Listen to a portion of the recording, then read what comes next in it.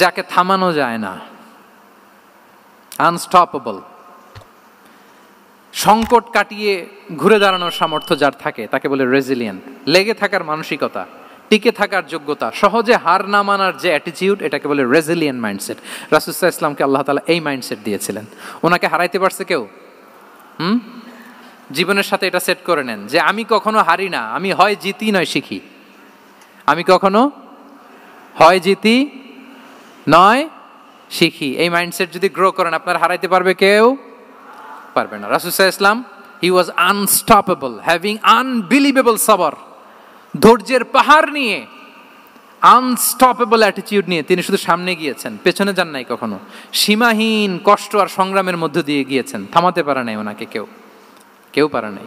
ইয়াতিম হিসেবে জন্মগ্রহণ করলেন, পৃথিবীর আলো দেখবার আগে বাবাকে হারালেন, ছোট বয়সে মাকে হারালেন, পরে দাদাকে হারালেন, এরপর চাচাকে হারালেন। শিয়াবে আবি তালেবে জেল খেটেছেন 3 বছর। Physical torture, mental torture, life threat, হত্যা করার ষড়যন্ত্র হয়েছে। আল্লাহ তাআলা বলেছেন আজ রাতে হিজরত করো। ব্ল্যাক ম্যাজিক করা হয়েছে। লাবিদ ইবনুল আসাম, এক ইহুদিদের মিত্র, ওনাকে ব্ল্যাক ম্যাজিক করেছে। মারার জন্য খাদ্যে বিষ মিশিয়ে দেয়া হয়েছিল। বাজুর মাংস, খাসির বাজুর মাংস পছন্দ করতেন।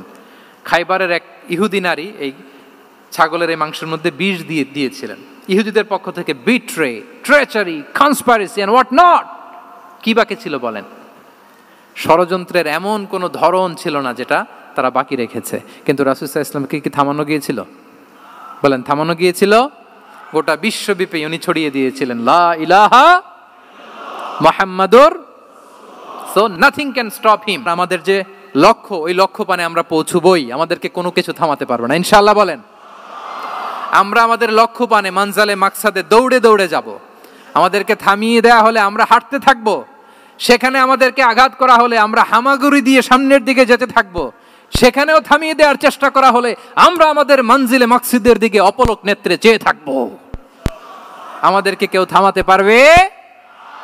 রেজিলিয়েন্ট, অনর, অটল, আনস্টপেবল, এই মাইন্ডসেটের অধিকারী ছিলেন। ফলেই তিনি লা ইলাহার বাণীকে গোটা বিশ্বে ছড়িয়ে দিতে পেরেছেন।